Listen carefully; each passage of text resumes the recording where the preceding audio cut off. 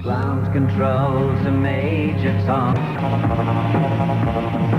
For reasons that I can't entirely go into, although you can piece them together yourself if you want, later this year, hopefully before the leaves are all off the trees, I'm going to have, like a lot of responsible, sensible men, far-sighted men, I'm going to have, and you should think about it too, sir, if you haven't already done it. You should think about it. I'm going to have a vasectomy. Now, free call 0500 1053 89. In the meantime, does anybody want any tip-top sperm? Top-of-the-range stuff. We're really talking about Chateau Lafitte semen here. Free call 0500 1053 89. My DNA, my chromosomes are absolutely immaculate. If I was a racehorse, I am so well-bred. Yes, well-bred. You know, I am the Shergar of the human race. And it's going, and it's free of charge, and I am happy to provide. It's the death of something when a man has a vasectomy, and it's funny how, in the weeks before you actually bring about the closure of this human factory that we have in our midriff region, you concentrate your mind enormously on what you could do. And I'd like to do what I can do for you, madam, if there is a need of yours that I can answer. I'm not talking about fidelity here. I'm not offering love. I'm not offering romance. I am offering the very best start in life your as yet unconceived child could possibly have, namely, me as a dad. Free call 0500 1053 89. You don't believe me? Okay, sir. If you think your sperm is as good as mine, give me a call and we'll compare notes. I have a Cambridge academician as a mother and an Olympian as a father. There is nothing I can't do. I've got looks, I've got a great physique, I've got all my own hair and all my own teeth, a washboard tummy, and I can still do a sub-5-minute mile at the age of 45. I have just one chin, one proud lantern-jawed chin. I've got brains, I've got class. I am immaculately bred. But you can only get it for the next 3 weeks. It's a serious offer. How we actually go about it, the mechanics of it, is something that we can work out once we've actually put our heads together. And that may be all we need to put together. Free call 0500 1053 89. Anybody want any top of the range, Chateau Lafitte, 5-star, 24-carat DNA? It's here. It's going begging, but only for about 3 weeks. Hurry while stocks last. Let's get legal for a moment. You're bringing up the baby all by yourself, madam. There may be hundreds of them. What am I? A billionaire? No. I'm well off, though. I would be, wouldn't I? I've got brains. I've got class. I've got the lot. You can't better my sperm. And it's on offer, free of charge. You want a son? And Boyds generally do produce sons, because I don't know why. I just guess it's the strength of the material which we issue, and it can be yours. I am Tommy Boyd, and this is Talk Radio. That's a good argument for listening. Tommy Boyd. If you enjoy reading stories with your children, make sure you join Paul Ross and Carol McGiffin this weekend for Read It and Win with W.H. Smith. You could win hundreds of pounds worth of your children's favourite books and a family holiday to Disneyland Paris with Vasectomy later this year, in about 3 weeks to be precise. So in the meantime, well, order yours now whilst stocks last. Does anybody want any tip-top sperm, top of the range? Sean calls from Slough. Hi, Tommy. Sean, are you issuing a challenge?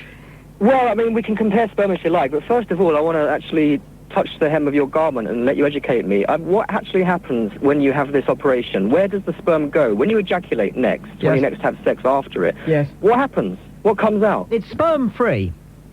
So there's still semen, but there's no sperm? Yes. Are you sure that you Yes. still get the same rush of adrenaline? Oh, you get the same rush of adrenaline, all right. What do you mean, is the sex the same? Yes, the ejaculation. God, yes. So you still get that spurting sensation? Well, it's a bit painful for the first couple of weeks. Yes, I'm sure, because you're a little bruised down there. Sure. But that's all.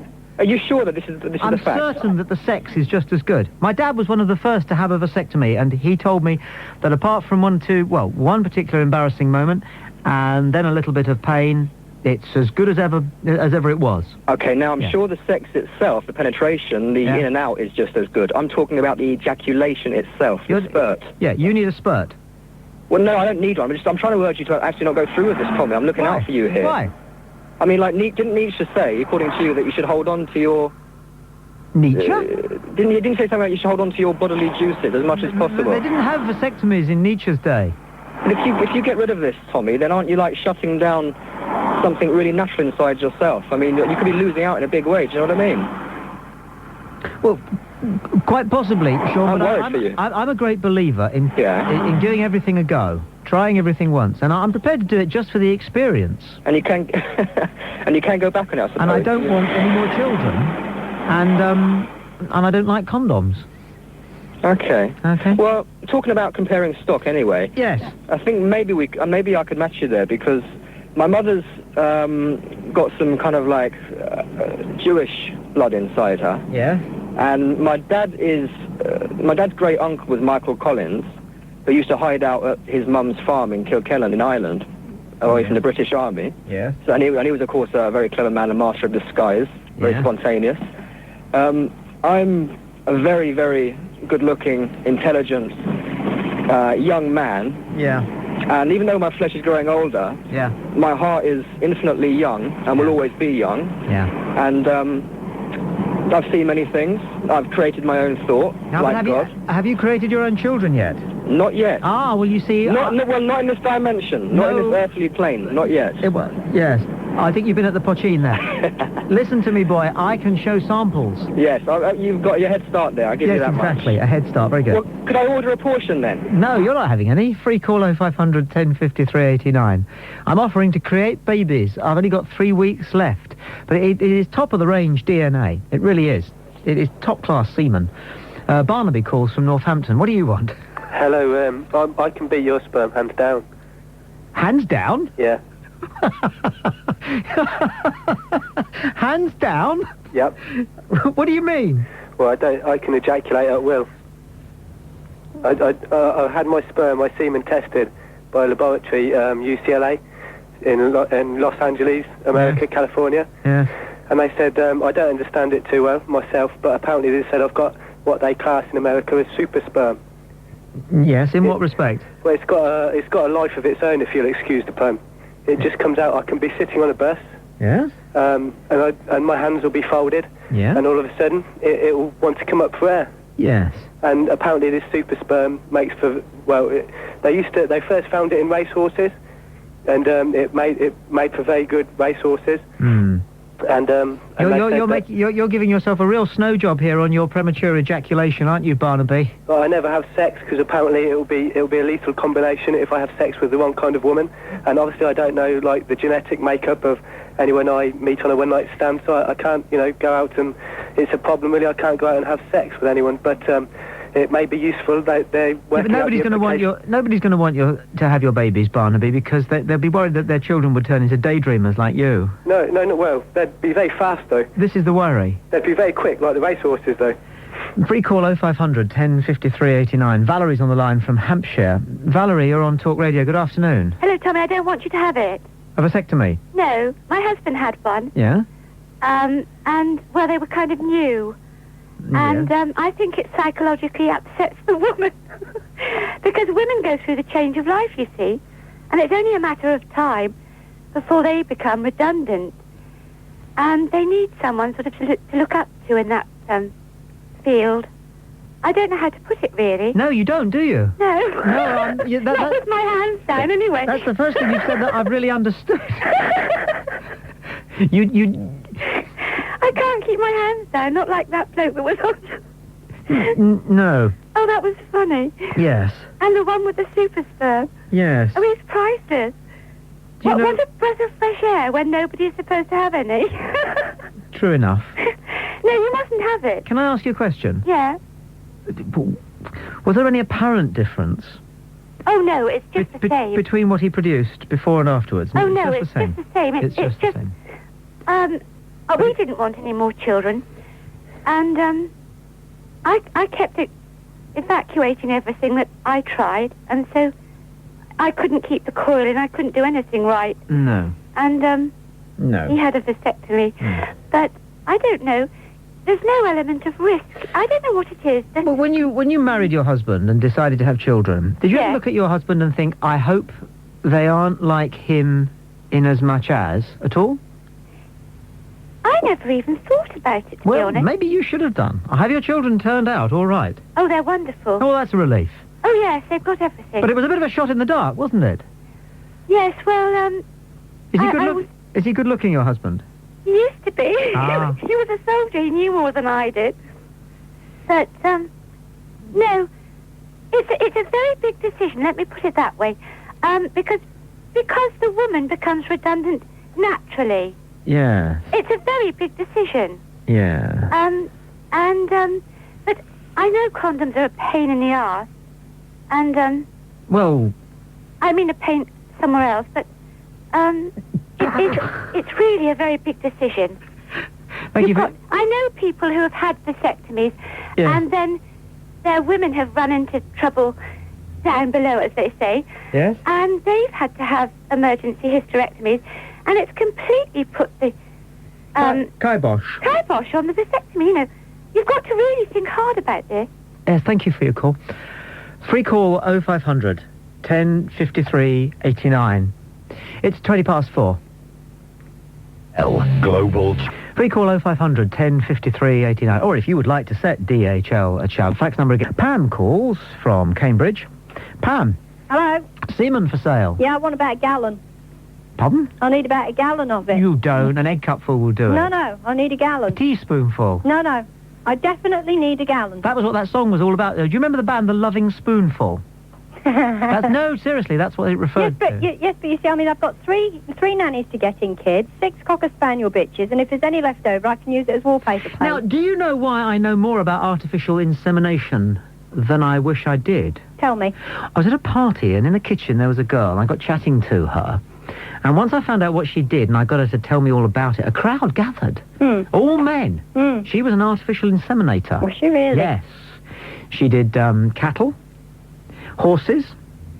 I think she did pigs and sheep as well. But she didn't do goats. I don't know. We didn't come up in the No, not many conversation. people do goats. We were mostly interested in how she got her wares. Oh, it's easy. They have a titivator, a dummy. Like a blow-up bull. A blow-up cow. No, They have a blow-up heifer. No, They do, with huge udders. no. Yes, they do. No, they don't. Mm-hmm. They don't. I know they do. They don't. I've seen it. Where? I've seen it on television. No. They have a no, massive, great blow-up heifer with huge udders. No, you were And watching... the bull comes in and says, "Caw." No. You were watching one of these spoof programs. No, mate. it was serious. It It was was on the BBC, so it must have been. Oh, it was probably the goodies. No, it wasn't. They definitely use a teaser. They have. I do know how they do it actually, and they have a teaser heifer in season, and they have an imitation heifer, and the bull gets so fired up and horny that he'll mount anything. And away he goes on this imitation heifer, and everything gets stuck into the right place. No, I have seen it, honestly. No, That's it's how a they lot do it. less scientific than that, Pam. So how do they do it then? Go Well, on. they just tether the male animal and produce the required sample in nature's time-honoured way, manually. No, they don't. She did. That's what she told me. Well, she's telling you big fibbies then. No, sir. You'd have to have big hands. You'd have to have awfully big hands. Not wouldn't that big, actually. The bull? No, not that Well, big. listen, I'm a country girl. I know what they look like. Yeah, no, what are we talking about here? Bulls. Yeah, I know, but they're not. The bull's organ is not that big. It's bigger than I'd want. That's for certain. It's bigger than you'd want, but it's rather long than wide. It's massive. Yes. It is. I have seen a programme on artificial insemination, and that's how they did it. I worked in the Pacific with grey whales, Eschtrichtius robustus. These boys are 50 tons. Now, I've seen them mating, and the male organ there is 9 feet long. Are you with me? But best of all, it's prehensile. Do you know what that means? Yes. They can move it. It's like a horse's one. A horse's waves around all over the place. Yeah, but it's not prehensile. They couldn't pick up a pencil with it. Now that would be handy. Exactly. But a whale can. But honestly, the bull, that's how they do it with bulls. I've seen a program, an educational program on how they do it, and it was on one of these farming programs, and they were talking about how they have all these bulls, and that's how it was done. I think this is very unlikely. But can I still have a gallon, please? I've got the wallpapering to do. It would take me a long time. Oh, all right then. And then do you know what she did with it when she had the sample? Go on. Well, do you know... Deep froze it. Yes, but in what? Liquid oxygen. No, just in the freezer. You're joking? Oh, yeah. Oh, I wouldn't like a freezer full of that stuff. Oh, yeah. And this is the interesting bit. What she would do is she would get it home as quickly as possible, and then using an eyedropper, right, she would put a large droplet of the sample into an ordinary drinking straw. An ordinary... That's right. That's how they did it with my goats last year. Really? And then they put the drinking straws, she reckoned she could fill about 30 drinking straws with one sample, and then she'd bundle them up with elastic bands and put the drinking straws in the freezer. Okay? And then when somebody wanted to make a new goat, well, you tell me, what do they do with the drinking straws? They insert it. Yes. But they didn't work. We had 3 goes and none of my girls took. Basically, what they said is, unless we've got a handsome stinking billy, we are not going to produce. No, but did they blow? Eh? Because you put the straw in... Oh, well, that's it. Maybe they're just stuffed. No. Yes, exactly. You put the straw in and then you blow. Yeah, well, I think she must have been sucking. She looked a bit dim. I am prepared to offer this service with... Well, I don't want it anyway. So it's no good for my billy goats. You see, I wanted super... I thought if I could use it on my nanny goats, I could have super goats. Let me ask you a question, because you don't know the answer to this one, and nobody does, but we all should know the answer to this question. You know that a male sperm couldn't make a baby goat? Could you? No. No, you couldn't. A human being couldn't conceive with a goat. No. No. But when the human sperm, right, met the goat's egg, right, what would happen? Would it just bounce off? Or would it go into the egg, but then obviously realise because of a chemical reaction? I don't know. Give me some of yours and I'll let you know. Free call 0500 1053 89. Interesting, isn't it? Because presumably, if the sperm entered the egg, because initially the human sperm wouldn't know that it was a goat's egg, and the goat's egg wouldn't know that it was a human sperm, it would enter the egg, and the process would begin, and for a moment you would get the beginnings of some terrible hybrid mutant life form. For a Ray Harryhausen movie. Gino calls from Taunton. Gino, you're on Talk Radio. Good afternoon. Good afternoon. How are you, Tommy? Sir, I am in the pink. Why is that? Well, me and my friend Grant are very good fans of you. Yes? And we just thought that, my sperm and his are both better than yours. I doubt it. Well, it is. Well, to start off with, you're young. Well, I don't know about that. How old are you? 18. That's young. It's not young. How old are you, Tommy? 45. 45. Now well, that's not young. Well, I know. But my sperm is still better than yours. Do you know why? Okay. Because I don't... Well, your parents, apparently your wife, she's ugly. And that must mean that her parents' sperm is bad. So that makes her bad. Your parents' sperm, because you're ugly, that makes you bad. Yes, this isn't really very good, is it? You are very 18, aren't you, Gino? Yes. Yes, you are. When do you suppose you'll be able to have a witty conversation? A witty conversation? Yes. Oh, I don't know. We better leave it for another couple of years, hadn't we? Yeah. But thanks for trying. Hey, Tommy, I've been waiting for ages to try and get hold of you. Yes, not as long as you'll wait the next time you call. Elaine calls now from Somerset. You're on Talk Radio. Elaine, good afternoon. Good afternoon, Tommy. Would you like some? No. Oh. But I suggest you'd like to put it, if you could put it up for auction, because we went to a farmer's auction not long ago, and the bull sperm went for 800. 800? A straw. No. Yes, and this was for Click. This was for a charity auction. We had lots of things, and the bull sperm was going for 800, so I reckon yours would go, well, there's enough bull in you, Luddy Nora. Yes. 800 quid a straw full of... 800 quid a straw, and it all went to Click, which was the children's leukemia. That's great, isn't it? It was really good. It's a great auction. So I think there's something to think about there. You could do good for humankind in all more ways than one. Yeah, okay, all right. Let's look at it as a money-making proposition for charity, Elaine. Right. Okay. Yeah. You're somebody who knows how to pronounce auction. Yeah. Say it again? Auction. Exactly. You see what I'm saying? You know about these things, don't you? Something, yeah. Okay. Would I be more likely to raise money for charity if I were to just offer the raw material, or if I were to offer to make a weekend of it with the raw material thrown in, as it were?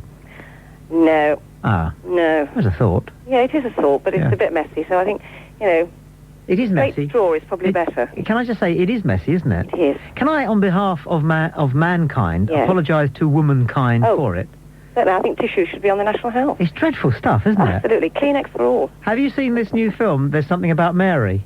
No. Is it a good one? There's a really good joke in it. Right. Well, she finds a deposit, which ought to have ended up in a tissue, but didn't. No. And she thinks it's hair gel. Oh, no.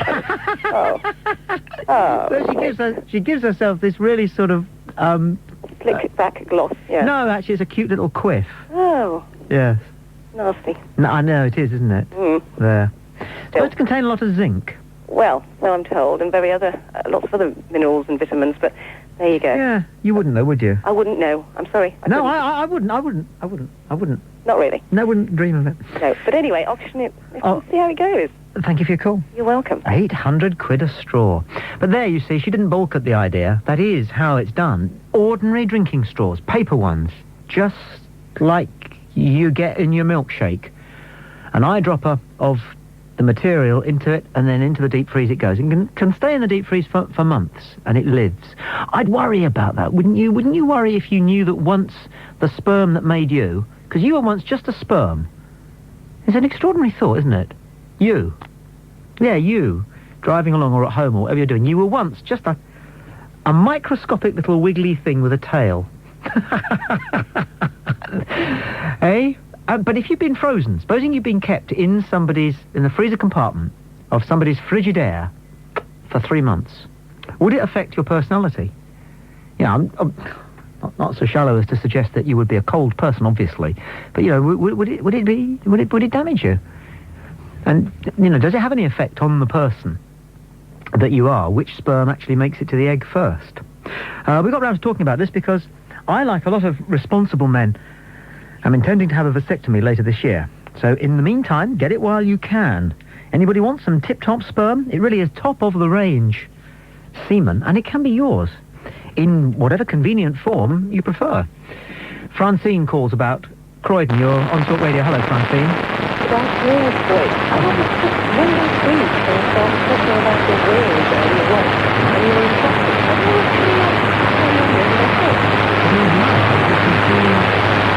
Hardheads, they're called. Grey whales making love in the Pacific. Oh, you were talking about their organ being able to Yes. you used some big word, which I can't remember. It's prehensile. You know, some monkeys have tails that they can wrap around a tree. Mm-hmm. That's a prehensile tail. Really? Yes. Mm. And the male whale has a prehensile penis. Brilliant. Although you're claiming to be so good, I don't suppose you can actually do the same thing. No. In that case, I'm not interested. But I would just like to make one more comment. The lady who called earlier with a husband who had a vasectomy and who said that women become redundant and that you ought to be worried about having it done. Yeah? Well, don't believe that. Women are never redundant. In actual fact, I would suggest, I have 3 children myself, it's quite a liberation. Yes. Not to have to worry about anything else and just enjoy it. So, good luck to you. Well said, wise words. I'm grateful for your call. You're welcome. The reason the male organ in whales is prehensile is that making love and enjoying it, if you're a whale, an air-breathing mammal, can be difficult in the water because they have to take it in turns to breathe. And so they corkscrew through the water, taking it in turns to be uppermost. 2 minutes on top, followed by 2 minutes underneath. And the reason that the male organ is prehensile is that a bar of flesh has evolved halfway up the female whale's uterus, which the male is able to grip, using the only thing he has which can grip. Haven't got any arms, haven't got any legs, but he does have 9 feet of prehensile organ. And you should see the dolphins enjoying it. They're such voyeuristic little tinkers. Andrew calls from Glasgow. You're on Talk Radio. Hello, Andrew. Hello. I want to know what makes your sperm so good. Because I'm good. Because you're good? I'm great. What's the difference between you and me? Well, you're not as great as I am. Yeah, but how can you tell that? I'm sitting on a phone talking to you. Well, because I'm the greatest. Yeah, but you see, you don't know me. Oh, I know I'm greater than you. But the point is, although your mother, what was it? She's a Cambridge academician. Yeah, but my mother's a loving mother. So is my mother. And a Cambridge academician. Yeah, but my mother may not be smart, although she is. She's good with maths and stuff like that. My mother was the most caring mother I could have, and I would never want another one. No, but everybody says that. Yeah, but this is true. Yeah, well, everybody says that. Where'd you get your brains from, Andrew? My brains? Yes. I don't know. No, quite. And is your father an Olympic athlete? No, he's a jack of all trades. Right.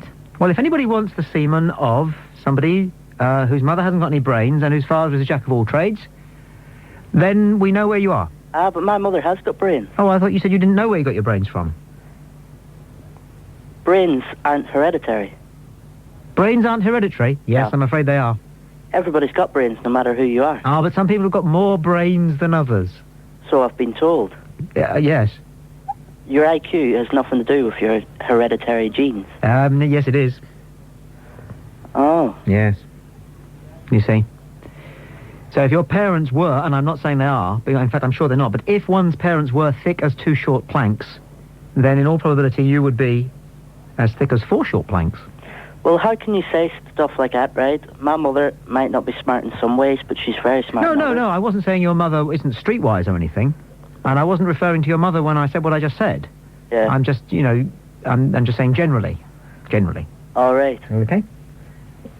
Right. Okay, then. There we are. Cheers. Lovely talking to you. Okay, then. And the next time we'll learn how to say dioxyribonucleic acid, okay? That'll be good, wouldn't it? Right. Give an hour over for that. Steve calls from Dudley. You're on Talk Radio. Steve, good afternoon. Love you, Tommy. Love your show. Would you like some sperm? No, thank you, but I do have a story for you. Good. When I was a student, I was a bit skint, and there was an article in this magazine saying that they needed sperm donors at this local hospital. So I thought, right, fancy some of that. Could do with some money. Yep. 15 quid a shot. Fantastic. Yep. So, I went on and I suppose you could say it was an audition, really. Went on for a trial basis, and they phoned me back and said, your sperm, fantastic, really good, but it didn't freeze. And apparently, not every sperm freezes. So I'm afraid I have to give in to you and say, yeah, man, your sperm is far better than mine. There. I give in. There, Steve, away you go. With That's your the way it was. Great big long tail between your legs. I know. I hang my head in shame, and everything else hangs as well, of course. You know they regress people. Yeah. So that you can remember what it was like to be born. Oh, yeah, I've heard of that, yeah. Yeah. They say it's best done in a bath. Really? With your mother around you at the time. Yeah. This is all, modern therapy stuff. Right. You can have... It's called rebirthing, isn't it? Yeah, okay. Yeah. But can they regress you back to when you were just a sperm? Ooh. Ooh. Be interesting, wouldn't it? Surely, though, because your life is a combination of male and female chromosomes... Yeah. Then probably not. No. Steve, thank you for your call. Stan in London gets the last word on this one. For the time being, Stan, you're on Talk Radio. Hello. Tommy, good afternoon. Sir. Excellent show. I thought I had to ring you, Tommy. I mean, we're about the same age. I'm 46. Right.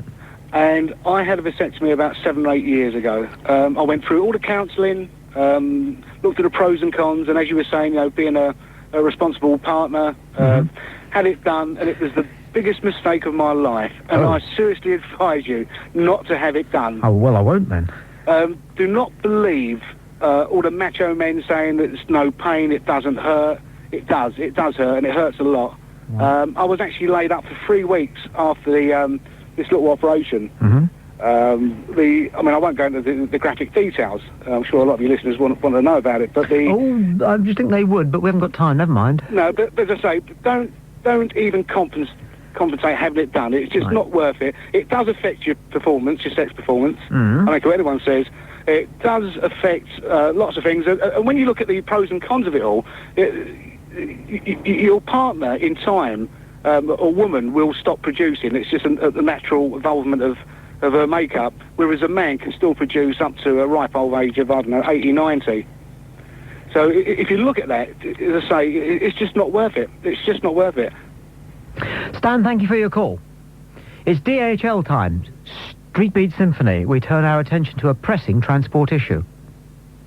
Door-to-door Beat Symphony, which looks at one particular aspect per day of how you get around, how you get from A to B.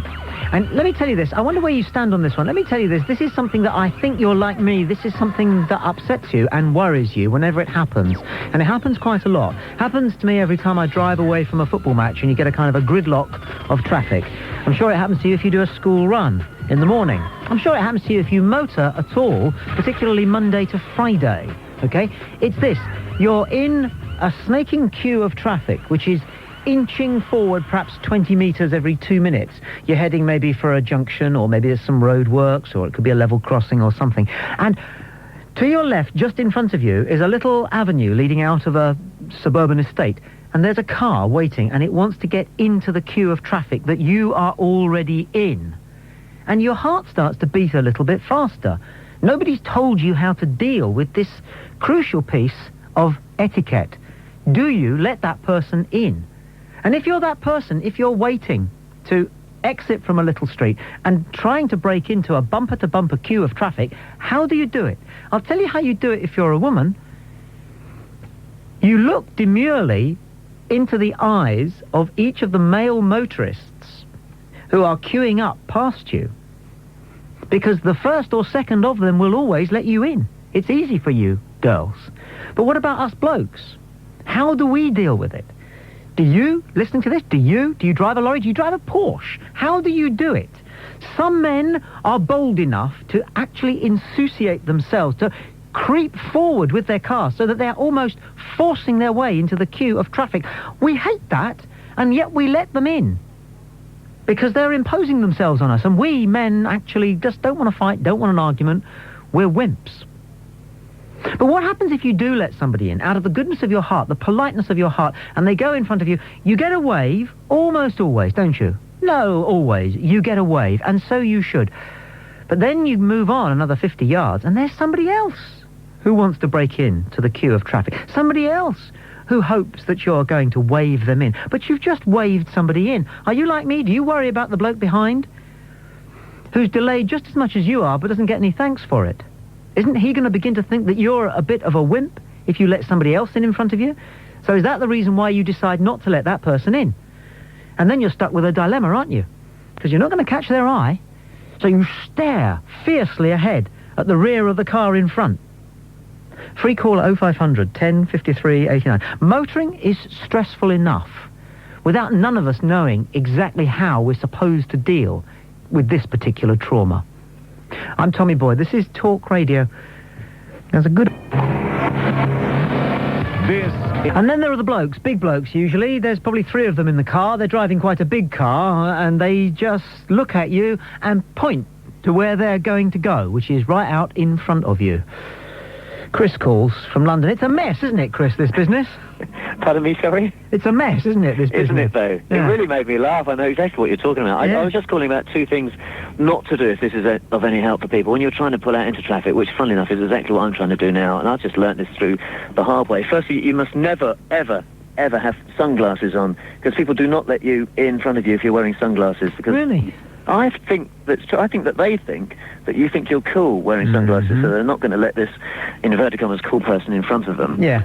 Also, eye contact is a very important part of it, and you can't make eye contact if you're wearing sunglasses. Well, that's probably it, I guess, I suppose, in hindsight. Yeah. And also, if you're on the mobile phone, people aren't going to let you in. Yeah. Because, again, they don't like you. They think you're trying to be this cool guy on the phone, and mobile phone and sunglasses results in you're going to be staying there forever until you take your glasses off and get off the phone. And a bloke told me once that he once had a Porsche and nobody would let him in. Yeah. and I wouldn't, would you? No, I wouldn't. I probably wouldn't. I'm so fake. But we do let girls in, don't we? Absolutely. Hey! Thank you for your call. Good luck pushing in. Ian calls from Newcastle. Ian, you're on Talk Radio. Hello. Hi, Tommy. Yeah, I do an awful lot of driving, and I understand exactly what you're saying. It's a very common problem. But the one which I've got is when you're coming onto a motorway or a slip road and the traffic's bunched up, or you're trying to change lanes, if someone flashes you, then it's fine. You put your hand up, you acknowledge them, thanks very much. But what happens if someone doesn't flash you, but there's a little gap, and they've just pulled back a little bit? Yeah. You creep into that gap, and you think, now, do I say thank you to them, or was there a gap there anyway, or did they create that gap? Yeah, that's a good one. I often put my hands up to say thank you to somebody if I think I've almost caused an accident. Oh, you've got to. I mean, the main thing is communication and just acknowledging the fact and saying, look, sorry, mate. Yeah. But nothing came of it. But it's difficult to know when to say thank you, when not to say thank you. Because if you put your hand up and they haven't made a space, then they'll think that you're taking the mickey from them. Thank you for your call. Drive on, drive safely. It's a good point. It's Street Beat Symphony with DHL Worldwide Express, and we're talking about the tortured etiquette of easing yourself into a queue of traffic, particularly if you're coming out of a side road. Mick calls from Doncaster. Mick, you're on Talk Radio. Hello. Hello, Tommy. Mick. Yes, my idea, when I'm in the middle of London, the city of London, or any big city, and I'm standing waiting to join the traffic, I just pretend to read a newspaper, as I'm stood, of course, and people in the queue, they think I'm not looking, so they just hold back automatically, and I just move out, wait, thank you very much, and away I go. That is a good trick. Yeah, it is a trick. You see, if I saw you reading a newspaper, I would think that you were in no great rush to join the queue of traffic, so I'd tend to go past you. No, it doesn't work that way. Not when the lorry is inching its way slowly forward. They think it's moving out of control, so they just hang back. And they look at you, and you look at them, and thank you very much, and away you go. Very good trick, thank you. Okay. Yeah, nice one. Free call, 0500 10 53 89. Philip calls from Middlesex. You're on Talk Radio, Philip. Hello. It's the sort of car you have which is a great help. If you dress like Wurzel Gummidge and you're in a Robin Reliant, you're going to be there until the end of time. I've got a Volvo Estate, and I find if you just inch forward slowly, everybody stops. Yes. Because if they hit you, they're a write-off. And a lot of people think I look at the doctor because I feel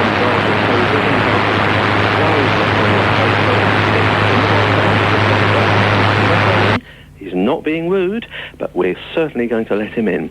Doesn't fail. It's a shame that there isn't an accepted set of hand gestures, isn't there, when you're motoring, beyond, the ones that we know, which are generally vindictive. Yes, it's dangerous territory there. Can I come in? What I usually do is I've got my hands on the top of the steering wheel. If I decide to let the blonde Nigel Havers Dr. Volvo driving lookalike in, which I wouldn't, but anyway, I just point my index finger in a very grand way. How do you do it? Sort of shrug. You sort of actually, if you have your window down, you can sort of just wait for the girls, if you're a man. I'm sure you find the same thing, because you're devastatingly good looking as well, that you just have to sort of raise your eyebrows and smile, and they just let you through. Yes. Thank you for your call. Bye. Hi. Free call, 0500 10 53 89. Just a word, it's extraordinary, isn't it, what people, the topics that people feel they have sufficient authority on to contribute to a radio phone-in. I love it. Howard is next. He calls from London. I understand he's a cabbie, so he's probably authoritative on everything. Hello, Howard. You must have got that right, Tommy. I'm an expert, mate. Expert. Quite right. How you do it is you either look for a woman, or a little Indian man, because they're the only two people who don't get out and hit you if you're pushing too much. Now, this is very interesting. I wasn't going to raise this business of ethnic minorities, but one of my team of researchers said that the people who are most likely to let you out in front of them are Indians. Oh, it's true. And they're always polite, they never argue you, and you can just go on your way. I always thank people, and they're lovely people, never a problem. What's their motive for letting you out? Because they don't like you any more than we do, you cabbies. You know we're the favourites. We own the road. I wouldn't let a cabbie out. Yes, you would. You'd have to. I wouldn't let a cabbie out, because you are always doing U-turns wherever you feel like it. Yeah, you wait next time I see you in Oxford Street and standing there. Have I? Put your hand out. Yeah. Have I ever hailed you? No, folks, I missed you by one cab. It would have been a pleasure to take you, but not last week. Week before. I'll tell you what. When I get in your cab, you lot, right? You want to talk, because a lot of cabbies listen to talk radio. You want to talk, right? When we get to the other end, all right, it's £4.50 for you, because you're working. But I've just worked, because I talk for a living. But can I charge you £4.50? No. I will give you my life, Tommy. Everything you say is perfect. You're a nice man, Howard. Thank you for that. I think we'll wind up by going to Paul, who calls from Nottingham. Paul, you're on Talk Radio. Good afternoon. Hi, Tommy. Paul. So I'd just like to say people don't always wave when you let them out. No. And I queue, and when I'm going down the place towards work, you see the people sat there on the left, and you let one in, and they don't say thank you, so you think, well, I'll let them off, and then you get to the next one. And you think, shall I let them in? So you let them in, you think they'll say thank you, and they don't. No. And after about 4 or 5 people, you're going down, like you said, staring forward. You won't let anybody in. Yeah. And then you think to yourself, maybe they would have said thank you. It's a pressure. It's a pressure that we don't need, because motoring's pressurised enough, isn't it? It is. And yet, you see, I've got a mate who, he just pushes his way in. Well, I have to say I do, sometimes. Do you? Yes. And I haven't got what it takes to do that. I wait to be asked. Well, I sit there, and if loads and loads of people ignore me, I think, well, that's it. I'm coming out whether you like it or not, and you just keep pushing your way out. And they'll get further and further, and you'll even get people who'll drive over the other side of the white line, just so that they don't have to let you in. But you get to a point where they've got a choice. They either hit a juggernaut coming the other way, yes, or they give in and let you in. And how do you say thank you when you get let in? I just stick my hand up and wave. Now, I've started doing what Greg Norman, the golfer, does. Whenever he hits a shot that's quite good and the fans applaud, he mouths thank you very, very obviously. Thank you. Like that. But they'd only see it in your rearview mirror, so it'd look backwards, so how would you work out what it said? Paul, I am grateful for your call. And Peter Delia's next, and I look forward to talking with you from 3 tomorrow. I'm Tommy Boyd. This is Talk Radio. Don't forget to subscribe and like. Comment too if you wish. Even slap your legs and make a purchase from Ann Summers. But don't do nothing.